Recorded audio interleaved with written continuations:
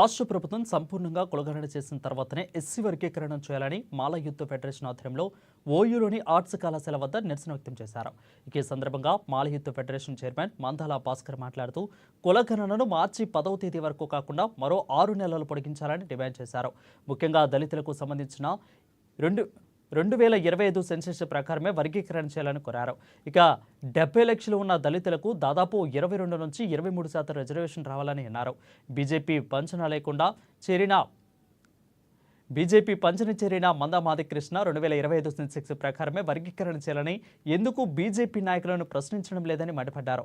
తెలంగాణలో ఉన్న మాల విద్యార్థులు అందరినీ ఏకం చేసి మార్చి మొదటి వారంలో ఉస్మానియా యూనివర్సిటీ వేదికగా మాలల విద్యార్థి గర్జన సభను పెద్ద ఎత్తున నిర్వహించనున్నట్లు తెలిపారు.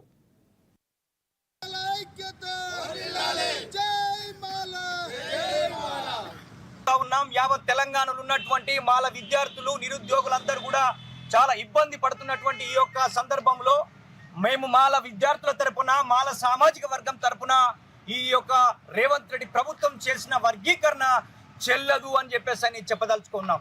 ముఖ్యంగా లేటెస్ట్ సెన్సెస్ సుప్రీంకోర్టు తీర్పు ప్రకారం లేటెస్ట్ లెక్కలు తీసుకొని ఆ యొక్క జనాభా దామాష ప్రకారం 1950లో ఉన్నటువంటి జనవరి 26 భారత రాజ్యాంగం అమల్లోకి వచ్చినప్పటి నుంచి 15% ఉంది. మరి ఈరోజు 75 సంవత్సరాల తర్వాత ఎస్సీల పాపులేషన్ తెలంగాణలో 70 లక్షలు ఉంటే వాళ్లకు 15% రిజర్వేషన్ ఎందుకు పెంచలేదని చెప్పేసి మేము రేవంత్ రెడ్డి ప్రభుత్వాన్ని అడగదలుచుకున్నాం. అంతేకాకుండా బీసీల కులగణన చేసి 42% రిజర్వేషన్ ఇస్తా అని చెప్తున్నటువంటి రేవంత్ రెడ్డి ప్రభుత్వం ఎస్సీల యొక్క కులగణన ఎందుకు చేస్తలేదు? ఎస్సీల పట్ల మీ నిర్లక్ష్య వైఖరి ఏంటో మేము ఈ రోజు ప్రశ్నించదలుచుకున్నాం.